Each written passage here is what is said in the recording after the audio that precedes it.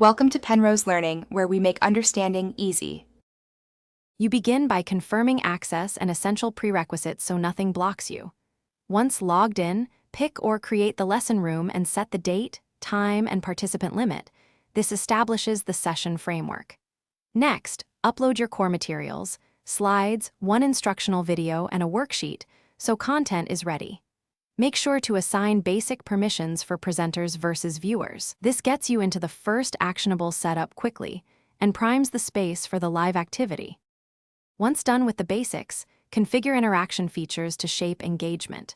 Turn on chat, Q&A, polling, and the live whiteboard so learners can participate. Enable captions for accessibility. Assign presenter and moderator roles to teammates and schedule breakout groups with clear durations to handle small group work. Then link any external resources and set recording options.